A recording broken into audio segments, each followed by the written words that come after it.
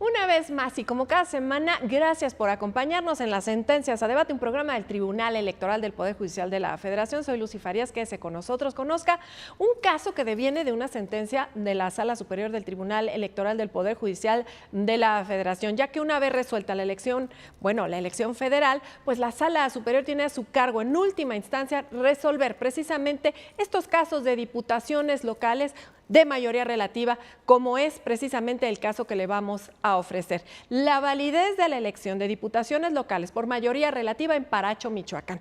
Déjeme comentarle que la Sala Superior conoció de este asunto a través precisamente de un recurso de reconsideración interpuesto por el Partido de la Revolución Democrática, que impugnaba a su vez una sentencia de la Sala Regional Toluca y que había confirmado respecto a lo que había dicho el Tribunal Electoral de Michoacán, precisamente en relación con el cómputo y la declaración de validez de estas diputaciones de mayoría relativa en el 5º distrito de allá de Michoacán, en Paracho.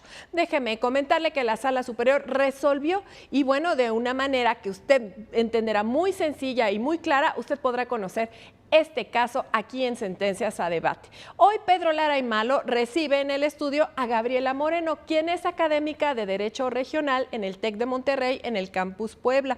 Y también recibe al doctor Francisco Castellanos Madrazo, quien es secretario de Estudio y Cuenta de la ponencia del magistrado Felipe Alfredo Fuentes Barrera. Y yo soy Lucy Farías, le invito a que se quede con nosotros y que descubra todos los detalles, todos los pormenores de esta sentencia. ¿Nos acompaña?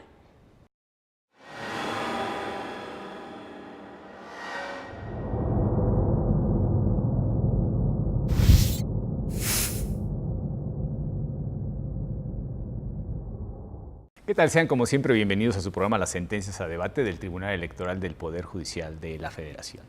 En esta ocasión vamos a hablar sobre el recurso de reconsideración número 1062 de este año, 2018, y tiene que ver con la elección municipal en Paracho, Michoacán, además un pueblo maravilloso, muy lindo, famoso por sus instrumentos musicales, pero en realidad es un sitio muy bonito, que desafortunadamente, bueno, pues ha sido foco de conflictividad de unos años para acá y particularmente, bueno, afectó esta elección que acabamos de pasar y básicamente pues lo que se impugna es precisamente la cuestión de la no instalación de determinadas mesas de votación, ¿no?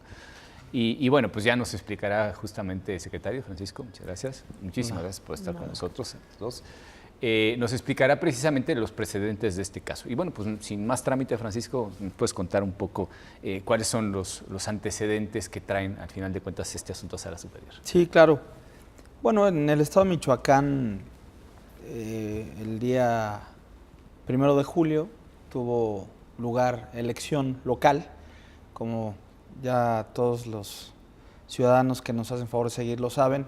Este año fue especialmente importante porque tuvimos 30 elecciones junto con la elección federal. Y Michoacán fue una de esas entidades en donde se eligió el Congreso del Estado, es decir, los diputados de esa entidad y los ayuntamientos.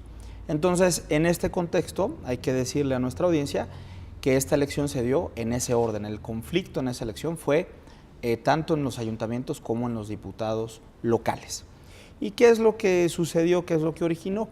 Que desde el mes de abril de este año se dieron algunas protestas de ciudadanas y ciudadanos que se adscribieron como pertenecientes a pueblos o comunidades indígenas originarios de la región, quienes señalaban que ellos preferían que la elección que se iba a realizar no fuera por el sistema de partidos políticos, sino por el sistema de usos y costumbres normativos internos. Como nosotros sabemos, la Constitución mexicana prevé esa posibilidad, pero el cambio de un sistema de partidos, de un sistema de elección constitucional de partidos a uno de usos y costumbres, pues no puede hacerse sobre la marcha una vez iniciado ya un proceso electoral, sino que lleva todo un proceso normativo que tiene que ser avalado y reconocido por el órgano electoral administrativo, siguiendo la legislación local, y esto no sucedió.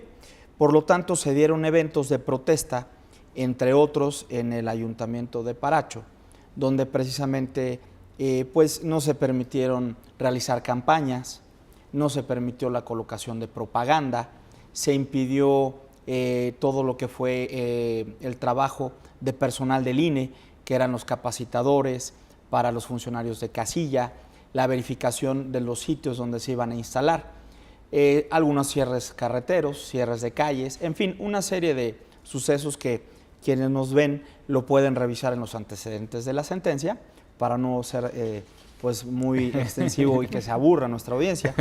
Y en ese contexto se dio. Digo, yo siempre he dicho que el contexto fáctico le pone la sal y la pimienta a estas cosas, ¿no? Porque ¿Sí? El mundo jurídico a veces puede ser muy árido para la ciudadanía en general, y estas cuestiones, el aterrizamiento práctico de las cosas a veces nos acerca un poco a la realidad jurídica también. Sí, ¿no? perdón, yo tenía un magistrado, un titular que me decía, pero cuéntame el chisme, licenciada.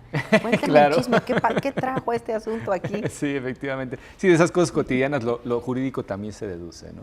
Sí, y bueno, y en ese contexto, cuando se advirtieron esta serie de sucesos, la Junta Distrital del INE, en la entidad, el Distrito 5, consideró que por protección y seguridad, tanto de quienes iban a ser funcionarios de casilla ese día, que hay que recordar que son ciudadanos, Así es. son ciudadanas y ciudadanos que salen sorteados, tanto por los votantes, se consideró que era oportuno no instalar cierto número de casillas.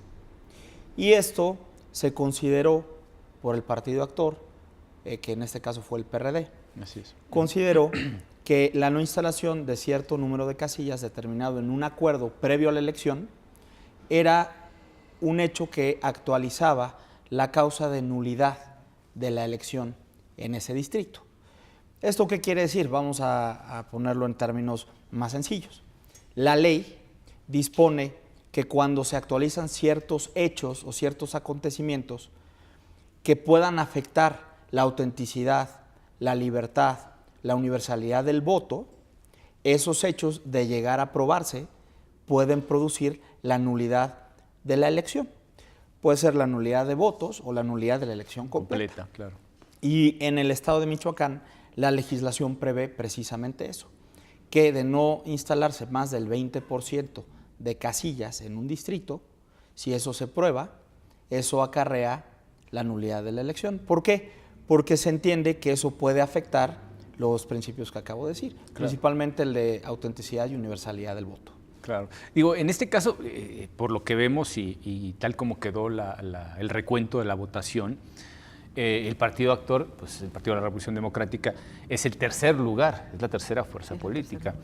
Y pensando precisamente en esas cuestiones pragmáticas de la realidad social, pues lo que vienen buscando al final de cuentas es anular una elección en la cual no tuvieron mayores posibilidades de haber ganado, ¿no? Sabemos que el primer lugar lo obtuvo Morena con 20.137 votos, seguido del Partido Revolucionario Institucional con 14.378, y el Partido de la Revolución Democrática se queda en 12.765 votos, ¿no? Un municipio relativamente pequeño, un universo de creo 70.000 votos o una cosa así. Entonces, bueno, pues al final de cuentas Morena se lleva poco más de la tercera parte de esos votos, y hace difícil pensar que, bueno, pues que se podría considerar, por ejemplo, las diferentes causales de nulidad que están relacionadas con la determinancia, porque en este caso, bueno, pues la diferencia entre el partido actor y el partido que quedó como ganador es mucho mayor, e incluso la del segundo lugar respecto del primer lugar, pues no les alcanza tampoco, ¿no? Y bueno, es interesante de todas formas el analizar los planteamientos, porque pues hablan de una realidad absolutamente innegable, incluso se dice en la sentencia, ¿no? O sea, no se está controvirtiendo los hechos, sino la manera en la que nosotros debemos de considerar que afectan a la elección. Y en este caso, pues creo que es importante que se protejan precisamente estas cosas frente, pues, la simple argumentación de que hubo irregularidades, cuando esas irregularidades de alguna manera fueron atendidas en la instancia administrativa, ¿cierto? Sí, por supuesto, como lo comentan, el partido actor estableció en su primer punto de agravio la restricción injustificada al derecho al voto y en consecuencia solicita la nulidad de la elección. Ciertamente las circunstancias extraordinarias que nuestro país vive, bueno, hicieron necesaria la no implementación de las casillas en este distrito. En este distrito 5 fue un acuerdo del Consejo Distrital, como dicen mis compañeros, de junio de 2018 fue el 25 de junio cuando se aprueba este acuerdo. Bueno, fue antes de la elección, días antes de la elección, los partidos tenían conocimiento de las circunstancias, no nada más del acuerdo, sino de los hechos que dieron nacimiento al acuerdo, una circunstancia, insisto, extraordinaria que desgraciadamente vive nuestro país en diferentes lugares de la República. Y bueno, como lo señala usted, bueno, la salvaguarda de los derechos de los ciudadanos y las ciudadanas, ¿no? Si bien el voto es un derecho humano que costó mucha sangre en el mundo entero, ¿no? Que pudiéramos votar hombres, mujeres, nosotras, ¿no? Hasta el 53, que es que nosotras podemos ejercer este derecho al voto. Y hasta el año pasado en la praxis, ¿no? Porque prácticamente sí, las cuestiones de género son también... Sí, claro, muy interesante las cuestiones de género. Por primera vez tuvimos esas elecciones 50-50 vertical y horizontal, muy interesante. Esperemos que eso se refleje también en las comisiones, en las jefaturas de las comisiones. Y en la integración de los órganos, ¿no? Esperemos verlo reflejado porque, bueno, tradicionalmente hay comisiones de mujeres y de hombres, ¿no? De infancia, mujeres, de vejez, mujeres, de derechos humanos, mujeres, porque seguimos siendo cuidadoras. Y la cuestión económica y las reales decisiones, bueno, todo es importante, todas las comisiones son importantes, por supuesto, las siguen teniendo los varones. Esperemos que se vea reflejada esta paridad, no nada más en una boleta, sino en la práctica, ¿no? Que tomemos las decisiones. Al final somos el 52% del padrón electoral nosotras, ¿no? Y bueno, tenemos que estar representadas. Por supuesto. Bien, y entonces esas circunstancias, volviendo al punto, extraordinarias que estamos viviendo, hicieron imposible la apertura de determinadas casillas, insistiendo también en el punto de que, bueno, los partidos tenían conocimiento de lo anterior y como acertadamente lo considera esta sala superior, bueno, eso no es un punto para determinar, para tener la nulidad de la elección. No es un punto suficiente, si bien no se están controvirtiendo ni los hechos ni el acuerdo, que insisto, es el Consejo Distrital lo tuvo por autorizado, ¿no? Se aprobó con representantes de los partidos. Con representantes de los partidos, ¿no? Y bueno, se aprobó la no instalación de 22 casillas en determinados municipios, entre ellos, bueno, del que no hubo controversia en relación a la veracidad de los hechos que dieron, insisto, nacimiento a este punto. Y bueno, más que acertada la determinación del tribunal, de esta sala superior, de considerar inoperantes, ¿no? Infundados, perdón, los argumentos al respecto. Sí, y algunos también inoperantes por la forma en la que se plantean. Aquí esto me trae una cuestión que es importante incidir, lo hemos comentado en algunos programas, pero creo que es importante reforzarlo. La naturaleza extraordinaria del recurso de reconsideración sujeta a ciertas condiciones para que la procedencia sea viable. Y la cuestión básicamente son las cuestiones relacionadas con la Constitución o los tratados internacionales, ¿no? Entonces, ¿cuál sería, digamos, la directriz de esas reglas para la procedencia del recurso de reconsideración? Que es importante que el público las conozca como recurso extraordinario. Sí, a ver, Pedro, en el caso concreto tenemos que decir que una semana anterior de que se fallara este recurso de reconsideración, las magistradas y los magistrados conocieron de otros recursos de reconsideración relacionadas con las mismas irregularidades, pero en elecciones de ayuntamientos. Así es. A ver, nuestro sistema de control de constitucionalidad en materia electoral prevé, desde luego, como una primera instancia para elecciones locales, es decir, de las entidades, la jurisdicción de los tribunales de cada estado. Y prevé como un medio de segunda instancia o de revisión los juicios, específicamente puede ser en juicio ciudadano, cuando son candidatos los ciudadanos, o el juicio de revisión constitucional cuando son partidos, ¿sí? Ante ya el Tribunal Electoral del Poder Judicial de la Federación, ¿sí? En este caso, salas regionales. ¿Por qué? Porque así lo prevé la Constitución y nuestra ley orgánica. Claro. Por lo tanto, ya con esa impugnación, es decir, en una instancia local, que además esta sala superior ha dicho que por naturaleza, dada la cercanía, el conocimiento, el contexto cultural, social y jurídico, son esos tribunales locales los naturales defensores de esos primeros derechos, ¿sí? Y esta posibilidad de venir a las salas regionales ya se cumpliría incluso la doctrina de la Corte Interamericana de Derechos Humanos, que ha establecido que el acceso a la tutela judicial efectiva se cumple con dos instancias. Entendiendo esto, una tercera instancia, que vamos a decirlo así, no es lo ordinario, sino lo extraordinario, se puede dar ante la Sala Superior, pero siempre que el asunto implique un tema de constitucionalidad o de convencionalidad. Vamos a decirlo en términos más simples para que nuestra audiencia pues, nos pueda seguir. Constitucionalidad se refiere a cuando un ciudadano o partido consideran que un acto o una ley que les ha sido aplicado viola algún precepto de la Constitución.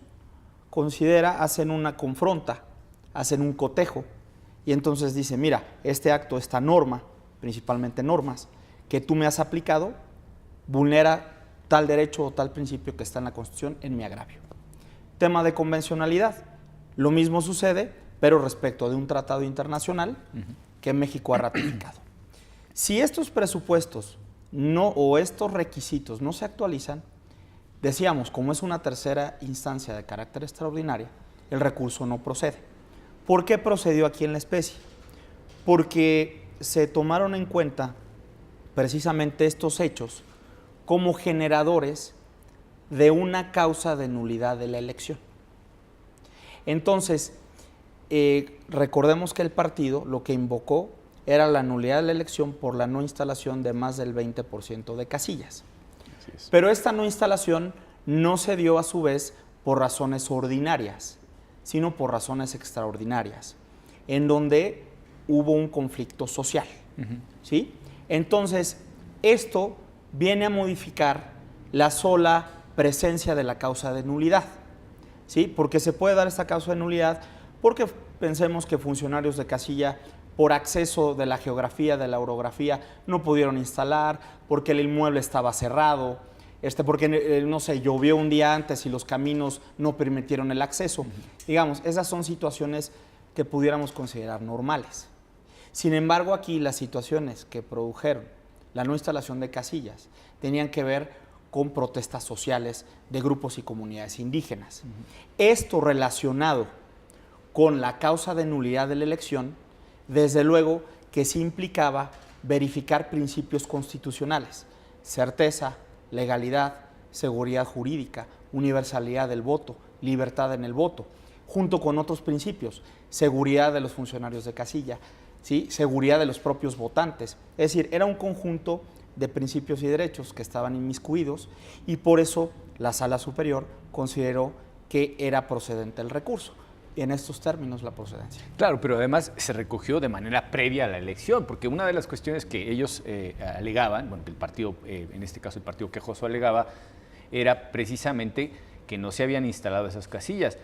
Pero aquí hay que tener muy en cuenta la previsión administrativa que se hizo y que parte precisamente de reducir el universo total de casillas, porque no es lo mismo plantear de manera formal que se van a instalar tantas casillas, en este caso pues en toda la entidad federativa, y que el día de la jornada electoral, como bien apuntaba Francisco, acaben no instalándose esas casillas y que pues quedan, digamos, las que se saquen quedan fuera del universo. Pero aquí el universo parte precisamente del acuerdo que emite la autoridad administrativa y dice, no, el total de casillas va a ser ya descontando aquellas que no se instalaron por las cuestiones de inconformidad social.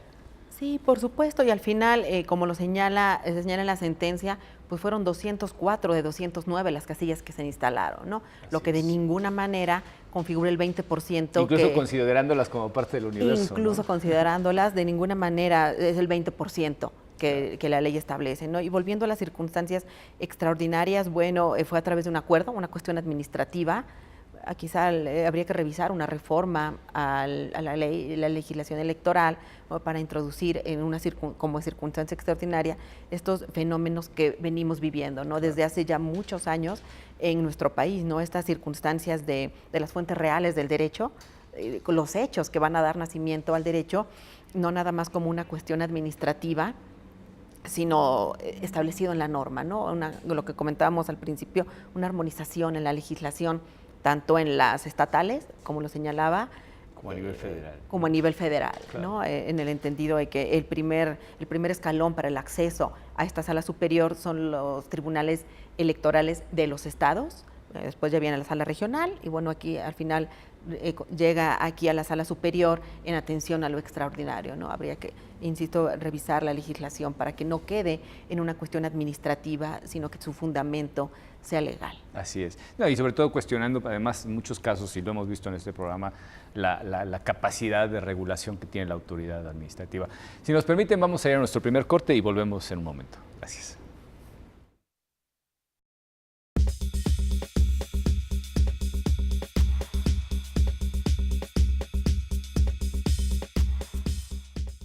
La Sala Superior del Tribunal Electoral del Poder Judicial de la Federación sesiona públicamente a la luz de los principios de máxima publicidad y transparencia para garantizar certeza y legalidad en los procesos electorales.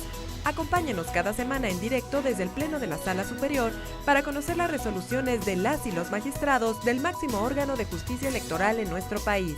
Sesión pública de resolución de la Sala Superior del Tribunal Electoral. Tribunal Electoral del Poder Judicial de la Federación. Justicia que da certeza a la democracia.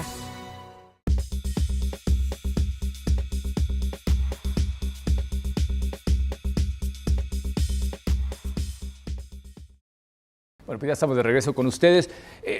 Entraremos ahora un poco al análisis de los agravios, aunque ya hemos adelantado algunas cuestiones, pero entiendo que bueno, la violación al derecho de voto es el eje, digamos, central de los planteamientos, pero ¿qué más nos cuenta el partido quejoso a manera de agravios? Fíjate que efectivamente fueron 3 los temas centrales de la impugnación.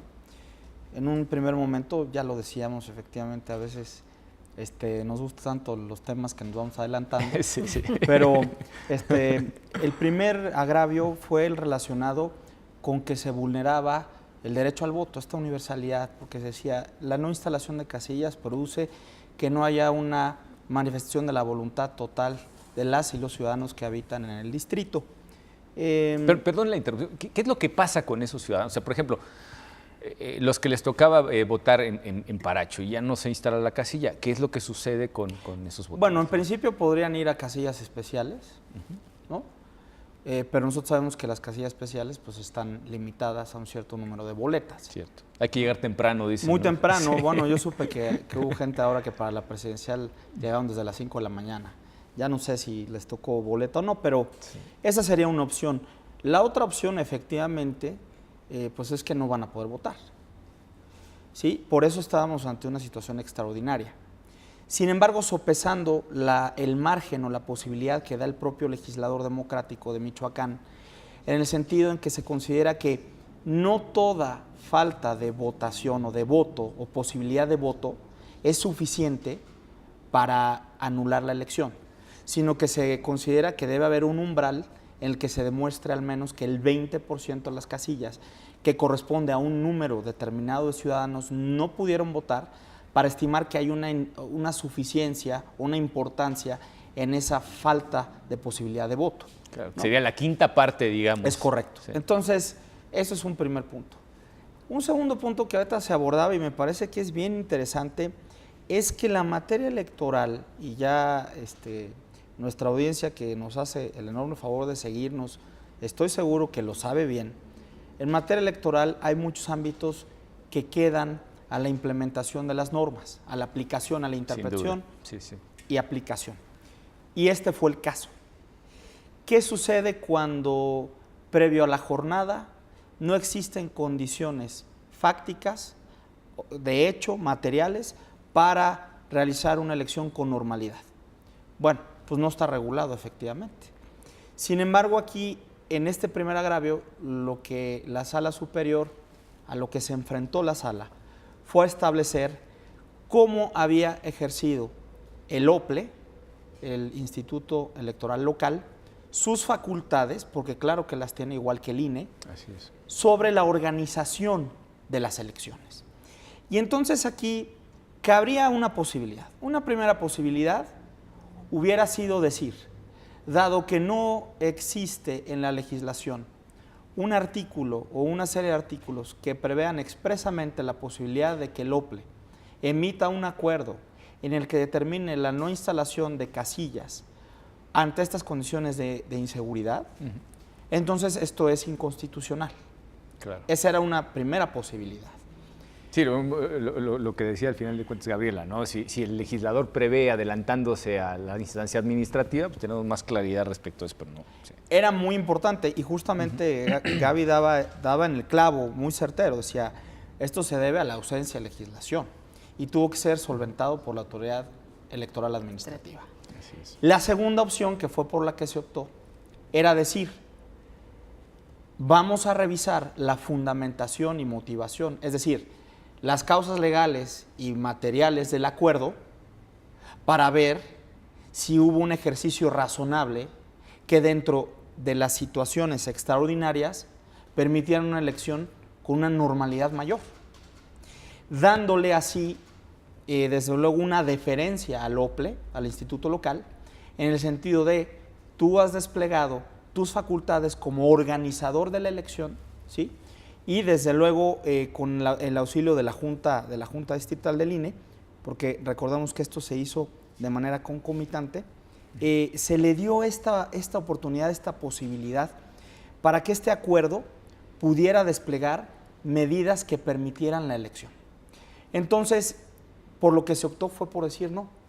El acuerdo al que se ha llegado, con la información que se tiene tanto del OPLE como de la Junta Distrital, es un acuerdo que permite salvaguardar una serie de principios y derechos que están además dentro del margen que el propio legislador ha establecido para considerar que aunque no vote determinado número de personas, ¿sí?, esto no nos conduce a la nulidad de la elección. Claro, y en este caso es lo que decíamos, comparando los números puros y duros, ni siquiera bajo el planteamiento original de que hubiera sido, la instalación no hubiera sido planificada, porque en realidad el hecho de no haberse instalado fue planificado, se emitió un acuerdo aprobado por los representantes también de los partidos políticos, aunque solamente tengan voz, no tengan voto, pero están ahí presentes.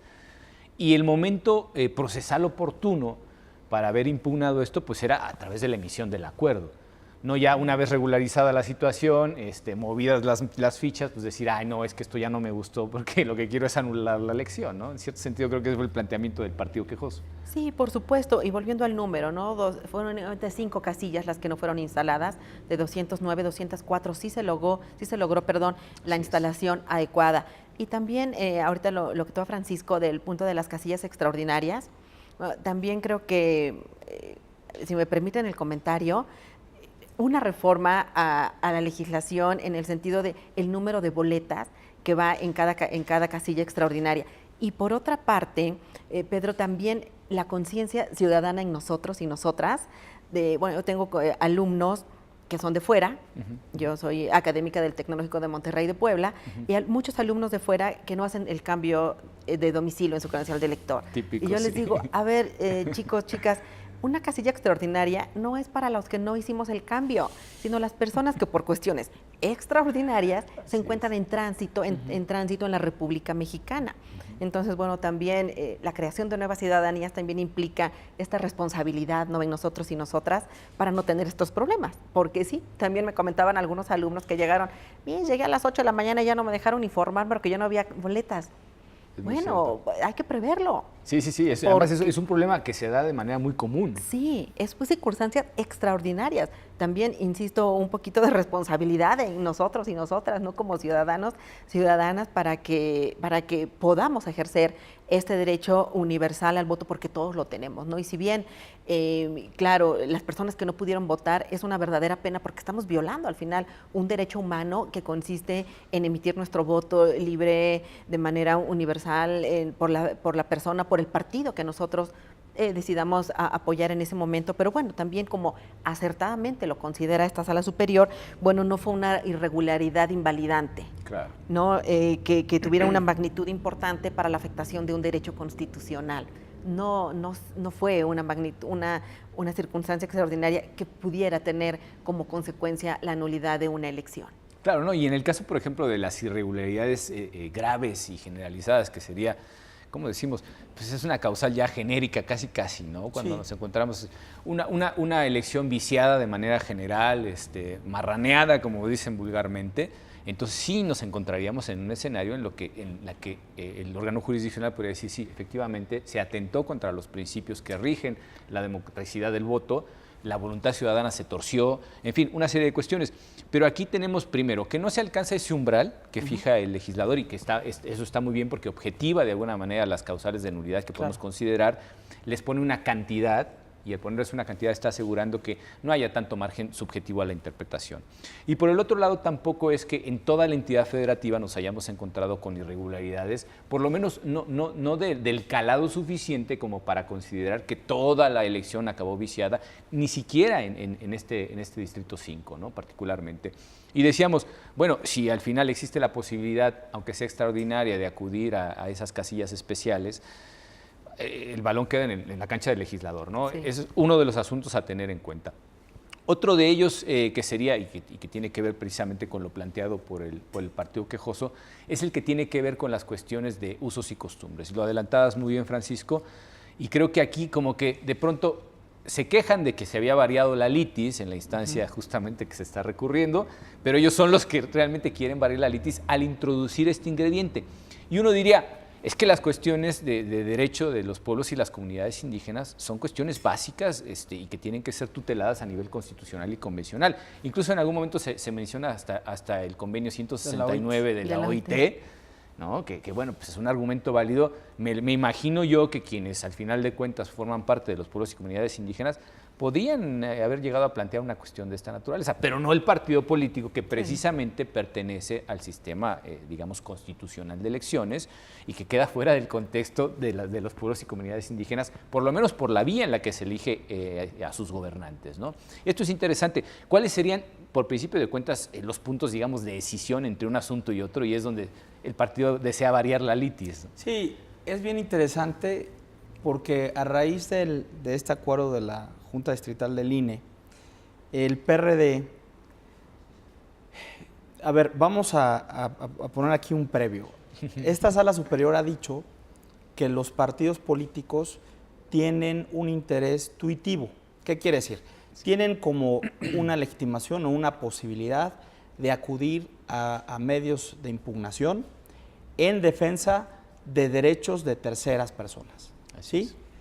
Se da como una protección a intereses políticos o derechos políticos difusos. Siempre y cuando sean de interés público, eso hay que decirlo, ¿no? Sí. Ahora, aquí el PRD lo que intentó fue decir, oye, vengo también en defensa de los derechos de estas ciudadanas y ciudadanos que están generando estos actos de protesta, estas manifestaciones, porque lo que quieren es que la elección no se realice conforme al sistema de partidos, sino conforme al sistema de usos y costumbres.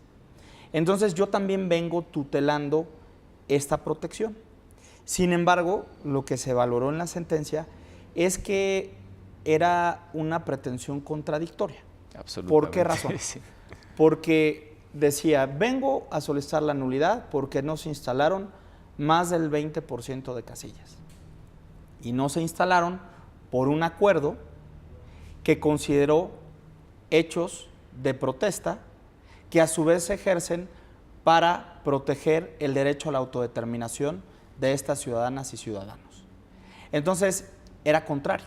Es decir, si lo que produjo la no instalación de las casillas por los que se pedía la nulidad eran esos hechos, o se pedía la nulidad de la casilla, o se pretendía tutelar esos hechos al amparo del ejercicio de un derecho de autodeterminación, pero no las dos. Aceite y agua, diríamos. Es correcto. Sí. Y eso fue lo que se valoró. En realidad, quien modificó la litis fue el PRD. Pero además lo decíamos al inicio de esta plática. Desde luego que los pueblos y comunidades indígenas pueden transitar de un sistema de partidos a un sistema de usos y costumbres internos, un sistema normativo interno. Así es. Pero esto no se puede dar durante la secuela del proceso electoral. Esto de acuerdo a cada legislación, porque recordemos que aquí hay una libertad de configuración en términos del 116 y del artículo 2 constitucional, en el que cada legislador puede establecer o tiene esas facultades de cómo se van realizando, en qué entidades, en qué ayuntamientos ya en concreto, una elección por un sistema o por otro. No, incluso cuando no lo han tenido, la Sala Superior ha intervenido y ha dicho no. Pero... Exacto, pero no cuando ya estamos con el proceso en curso. ¿no? Y entonces aquí pareciera que lo que estábamos haciendo era como una ensalada de todo, ¿no? Es decir, voy a impugnar, además se decía, actos violentos del día de la jornada, lo cual no era así, porque como ya Gaby nos había dicho, fueron actos previos, incluso el acuerdo fue previo, pero además tratando de tutelar derechos de autodeterminación, cuando lo que yo estaba impugnando no era un tema de autodeterminación, sino de nulidad de una votación que se dio bajo un sistema de partidos. De partidos, así es. Entonces, por eso fue que las magistradas y los magistrados consideraron que este agravio debía ser infundado. Absolutamente. Y aquí nos viene a colación una cuestión fundamental, que es el comprender la escisión que hay entre una elección por sistemas normativos internos y una elección por partidos políticos. Porque justamente, si al final de cuentas todas estas protestas fueron porque no querían el sistema de partidos, pues bueno, y lógicamente estamos hablando de una elección por sistema de partidos, ¿no? Entonces lo que vamos a anular es eso y no estar teniendo en cuenta precisamente a los que no estuvieron en la tesitura de votar por partidos políticos, ¿no? Sí, por supuesto, ¿no? Esta maravillosa reforma al artículo 2º constitucional que ya data de 2001, creo que se empieza a implementar realmente en materia político-electoral, ¿no?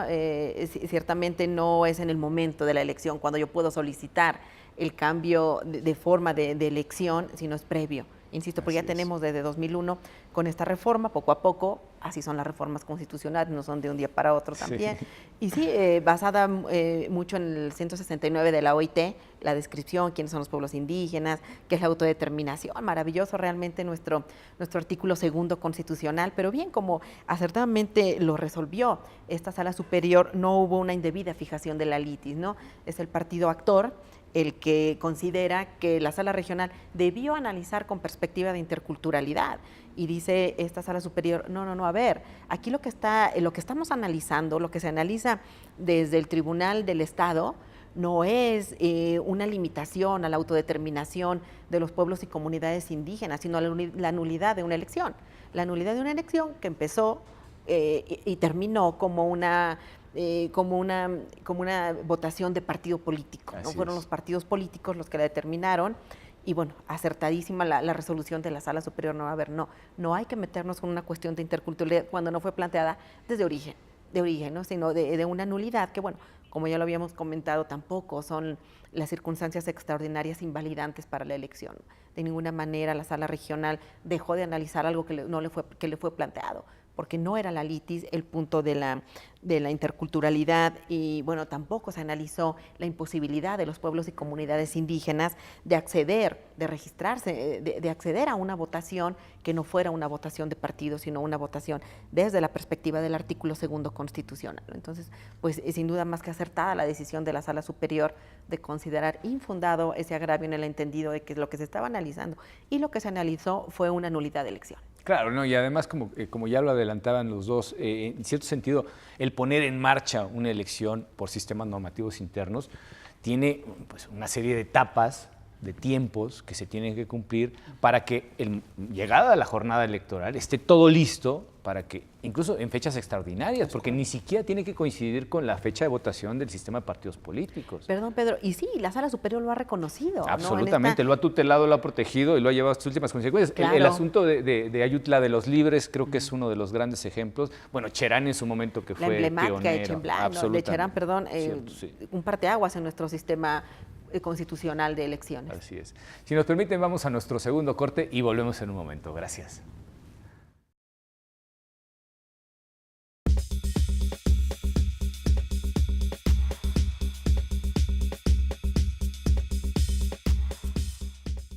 La protección de tus derechos político-electorales le corresponden al Tribunal Electoral del Poder Judicial de la Federación. Sus sentencias salvaguardan cada etapa del proceso electoral. Proteger tu decisión en la urna y resolver los conflictos electorales es precisamente la función primordial del Tribunal Electoral del Poder Judicial de la Federación. Tribunal Electoral del Poder Judicial de la Federación. Justicia que da certeza a la democracia.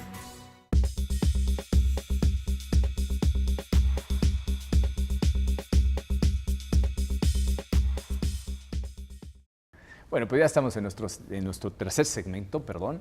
Y las cuestiones que se plantean al final de cuentas nos dicen una cosa que creo que es absolutamente innegable y es uno de los ejes fundamentales de por qué se resuelve en este sentido la sentencia de la que estamos hablando, y es básicamente que el universo total de las casillas que se tenía previsto instalarse se redujo de manera previa gracias a la emisión de ese acuerdo, ¿no?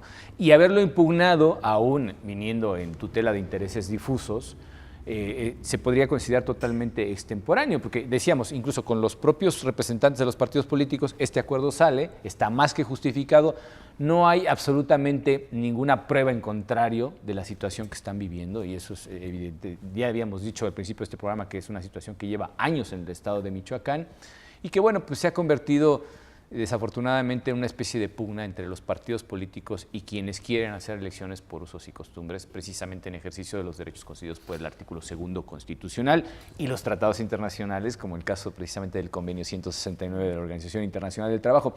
A mí me preocupa, voy a ser sincero, que un partido político mal utilice en este caso argumentos que tienen que ver con grupos históricamente vulnerables, ¿no? Es decir, creo que la cuestión indígena en este país es un punto delicado y que hay que tratar con el respeto debido, precisamente porque estamos hablando de grupos sociales que históricamente se han encontrado en desventaja. Y también, por qué no decirlo, de un descontento generalizado con los resultados que los partidos políticos han dado en estos sitios donde han gobernado con mayorías que se autoinscriben como indígenas, y que además es el único requisito para considerarlos como tal, ¿no? Esa autoadscripción automáticamente les da la calidad de indígenas y pueden optar por las vías ordinarias, las que el Estado ha previsto, tanto desde el punto de vista legislativo como la acción administrativa, como lo que han resuelto las autoridades jurisdiccionales, como es el caso de este tribunal. Decíamos hace un momento, hablábamos de la elección de Ayutla de los Libres en Guerrero, donde la propia autoridad jurisdiccional dio celeridad al proceso para que las autoridades administrativas prepararan todo lo necesario para que una comunidad, como es el caso de Ayutla de los Libres, pudiera elegir por sus propios usos y costumbres a quienes los gobernaran, ¿no? Tiene que ver con asuntos, por ejemplo, de participación política, tiene que ver con la consolidación de una identidad cultural. Y el hecho de argumentar, analizar un caso como estos con perspectiva intercultural, pues carece de sentido, ¿no? Creo que el planteamiento es, primero, para darle un poco la procedencia al recurso de reconsideración, porque pues hay que hacer un planteamiento de naturaleza constitucional, y segundo, pues ya casi como medida desesperada para tirar abajo una elección que, salvo por estas casillas, pues en realidad creo que fue bastante limpia y regular, ¿no? No hubo mayores incidentes, a pesar de esos focos localizados de inconformidad, incluso algunos de violencia, pero que al final de cuentas creo que puedo hasta generalizar y decir fue una elección bastante limpia, ¿no? Con un nivel de participación muy alto. Pues, la mayor parte de las elecciones se dirimieron por márgenes bastante amplios, ¿no? Que no daban pie al sospechosismo típico de que pues es que estuve a 3 votos del primer lugar, ¿no? Y entonces pues entra la determinancia y una serie de factores. Pero bueno, hablando particularmente de esto, que además es una elección por mayoría relativa, también nos encontramos con que en el tribunal se tienen que resolver cosas como, por ejemplo, representación proporcional, cuestiones de género, atender a dónde de manera ordinaria se dejaron de instalar casillas, en dónde de manera extraordinaria, en fin, es una serie de cuestiones muy complejas. Y la legislación abre puertas como esta, pero creo que lo planteado originalmente, por lo menos en cuenta del artículo 2 constitucional, no tiene lugar aquí, ¿no? Y esa distinción necesaria entre una elección por sistema de partidos y una elección por usos y costumbres o sistemas normativos internos, como se llaman, no tiene nada que ver. Es decir, hay precisamente una decisión de base, la diferencia entre una cosa y la otra, y aquí pues viene un partido a tratar de anular una elección por partidos, invocando cuestiones que tienen que ver con elecciones que nada tienen en relación directa, ¿no? Y la cuestión aquí es, ¿qué otra cuestión, aparte de ese 20%, podemos considerar como objetiva? Porque todos los demás argumentos me parece que caen en la subjetividad y no encajan del todo, por lo menos en lo que sabemos que es la justipreciación jurisdiccional de los derechos en juego, ¿no? Sí, me parece que primero la determinación de cuáles fueron las casillas realmente instaladas, y ya desde ahí, es decir, con el solo hecho de no haber logrado acreditar que el número de casillas instaladas correspondió al umbral de ese 20%. ¿sí? De ese 20%, es suficiente para que la causa de nulidad no se tenga por actualizada, ¿sí? Porque es importante también recordarle a nuestra audiencia que esta Sala Superior ha establecido que tratándose de las causas de nulidad de una votación, ya sea que esté previsto en los ordenamientos de los estados o las que están previstas en la Ley General del Sistema de Medios de Impugnación, son normas que se desarrollan a partir de un enunciado de regla, es decir, se prevé una hipótesis específica, ¿sí? Esa hipótesis describe o enuncia una conducta o una serie de conductas. Y lo que tiene que hacer el operador que está verificando la actualización de esa hipótesis de nulidad es ver si esos hechos, esas conductas, efectivamente son las descritas por esa disposición, por esa regla. Y si no lo son, entonces la regla, la causa de nulidad no se actualiza, Claro. ¿no? Y esta Sala Superior ha dicho que las causas de nulidad de la votación recibida en una casilla o de nulidad de una elección no pueden hacerse extensivas. Es decir, no podemos nosotros a partir de cierto enunciado empezar a sumarle otras cuestiones o empezar a decir, bueno, pero también si sucede esto otro o aquello, ¿no? Eso es importante. Y en segundo término, me parece que hay que decir que la sentencia justificó el hecho de que si bien se habían dado estos hechos que habían propiciado la no instalación de las casillas, estos no estaban íntimamente relacionados con la causa de nulidad, sino que la sentencia habla de hechos remotos o periféricos, ¿sí? Que tienen que ver efectivamente sí con la emisión del acuerdo, pero no con la causa de nulidad.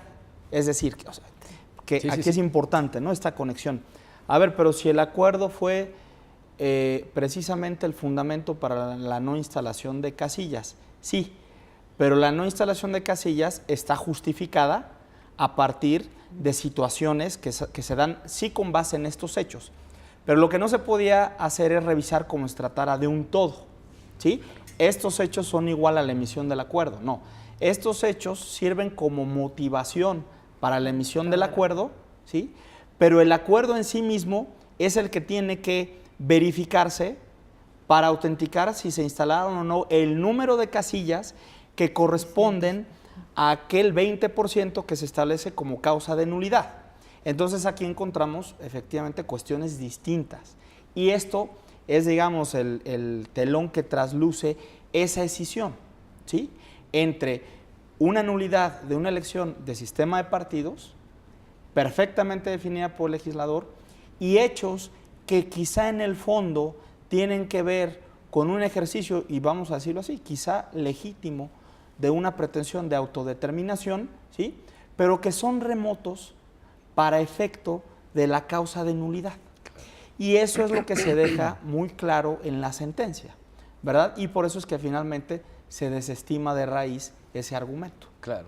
No, y además aquí ya aterrizando en el ámbito más pragmático, podríamos asegurar que seguramente, perdón la reiteración, los pueblos y comunidades indígenas involucrados en esta serie de hechos y que están recogidos precisamente en el acuerdo que decidió no instalar casillas en determinadas locaciones del estado de Michoacán, ya vendrán en su momento precisamente estos pueblos y comunidades indígenas a solicitar por las vías, primero administrativa, después jurisdiccional si es necesario, que se organicen las elecciones por usos y costumbres, ¿no?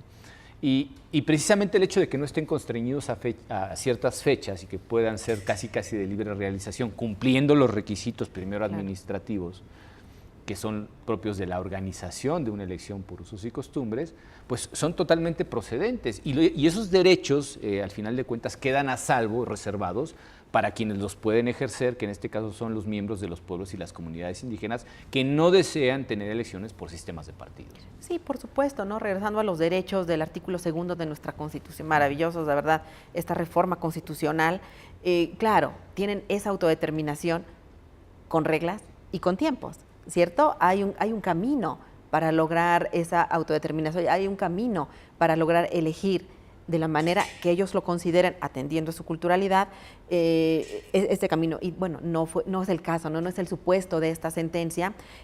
También, por otra parte, este diálogo de interculturalidad un diálogo entre iguales siendo diferentes, ¿no? Que es de lo que se trata, ¿no? La primera parte de nuestro artículo 2, que somos una nación única, indivisible, sí, pero tenemos una pluriculturalidad maravillosa, rica, exquisita, 68 lenguas, 134 variantes, cada pueblo indígena maravilloso. Creo que debemos sentirnos muy orgullosos como mexicanos. Y bueno, y que se les haya reconocido los derechos de participación política. Esta deuda histórica que tiene el mundo entero, no nada más nosotros con los pueblos indígenas, bueno, esta reforma, este reconocimiento, pero con el camino, como decías, Pedro, no, primero la vía administrativa, en su caso la vía jurisdiccional, y creo que esta Sala Superior de Tribunal Electoral ha hecho una labor maravillosa en el reconocimiento, en todo el Poder Judicial Federal, nuestra Suprema Corte de Justicia, tribunales colegiados, unitarios, en el reconocimiento, en la validez, ¿no? Que esos derechos de los pueblos no se queden en un papel, no se queden en el documento constitucional, sino que se materialicen, ¿no? Y creo, insisto, que nuestro Poder Judicial de la Federación lo está haciendo de una manera maravillosa, poco a poco. También es una reforma relativamente nueva de 2001 en un sistema constitucional de más de 100 años.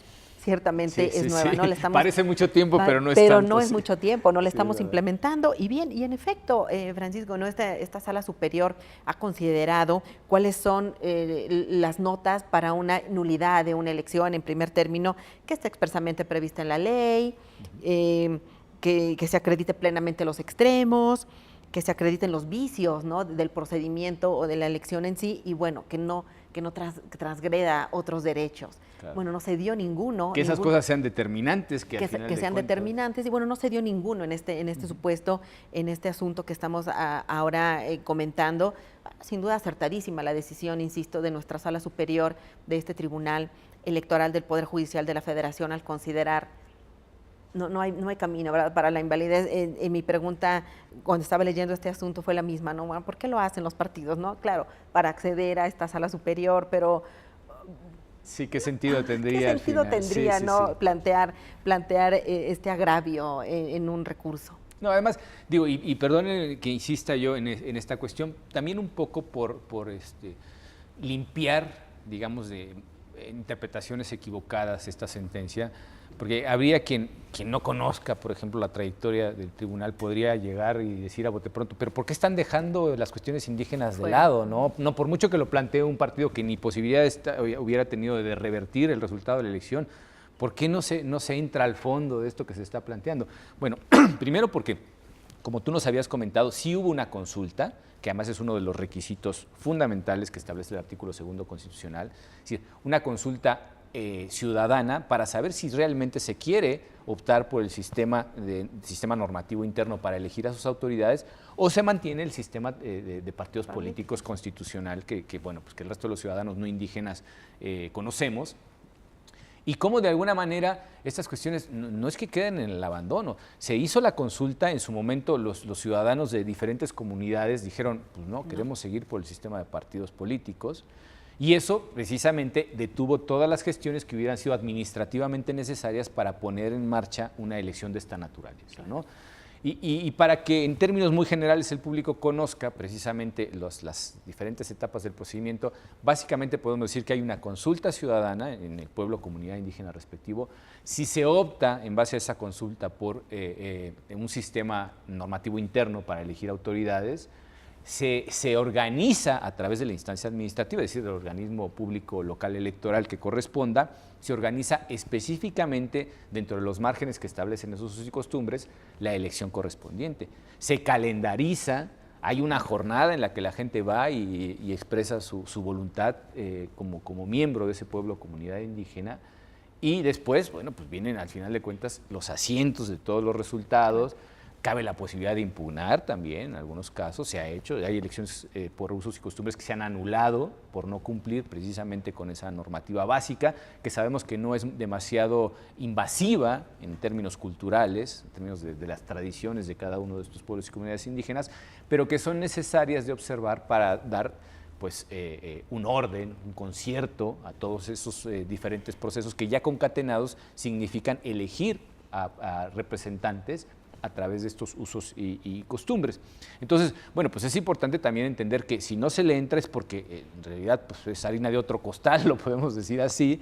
El planteamiento que hace un partido político dentro del sistema de partidos no tiene cabida a esto, pero sin embargo este tribunal ha hecho absolutamente todo lo necesario para proteger los derechos de pueblos y comunidades indígenas, reforzando en muchos casos la cuestión de la organización que deben de seguir este tipo de elecciones, para que también sean democráticas, porque bueno, pues al final de cuentas tutelamos la democracia tanto fuera como dentro del propio sistema de partidos políticos, ¿no? Pedro, ahí si me permites, Claro que sí. creo que sería interesante y también compartirlo con Gaby, el hecho de que desde el 2011 estamos en México con esta reforma constitucional muy importante en términos de derechos humanos, y yo en aquel entonces me di a la tarea de empezar a reflexionar si de verdad nosotros no teníamos derechos humanos antes, y entonces desde el 17 para acá lo que se llamaba garantías individuales con el maestro Ignacio Burgoa y demás, pues eran otras cosas, supuestamente. Y entonces encontramos ahora este tema del garantismo, que además es una figura surgida básicamente con esta connotación en Italia, con Ferrajoli y demás, o digamos este neoconstitucionalismo del que se ha hablado en Alemania o en España, por ejemplo. Y aquí Carbonell, ¿no? Sí, el doctor Carbonell. A ver, yo lo que diría es que es un nuevo entendimiento, y lo saco a colación de lo que tú dices. ¿Por qué se dejó fuera el tema indígena, no? No, a ver, vamos a decir realmente, al menos como lo entiendo yo en lo personal. Es un nuevo entendimiento en el que se considera que la persona está en el centro de la actividad estatal, ¿sí? Y que todas las normas que estén relacionadas con el ejercicio de derechos tienen que mirarse, interpretarse, aplicarse de la manera en que esos derechos se trasladen a la realidad material y que eso produzca una modificación positiva en la vida de las personas. Claro. ¿Sí? Sino, ¿qué sentido tendrían? Sí, claro. Pero es bien importante aquí decir esto. Y Zagrebelsky, en su último libro sobre la justicia constitucional, nos lo ha dicho. ¿Cuál es el fiel de la balanza de un tribunal? ¿El compromiso con los derechos o el compromiso con los principios y las instituciones? Y ha dicho Zagrebelsky, entender cuándo y en qué intensidad hay que ir hacia uno y cuándo y en qué intensidad hay que ir hacia el otro. Así es. Porque si vamos nada más hacia los derechos, desmoronamos y vaciamos de contenido las instituciones y los principios, que lo que tienden es a salvaguardar el orden común, ¿sí? Pero si vamos solo hacia el otro lado, descuidamos y podemos vaciar de contenido los proyectos de vida de las personas o de las colectividades. Y el equilibrio es lo difícil. Es un equilibrio, ese es el punto. Aquí, ¿qué se quiso hacer con la sentencia? Es decir, no nos vayamos con el planteamiento argumentativo, la estrategia del partido, creyendo que estamos en un oasis, ¿sí? Y que el punto aquí es tutelar a ciudadanas y ciudadanos indígenas que se están rebelando porque se les ha impuesto un sistema de elección por partidos. Claro. No, ese no era el tema.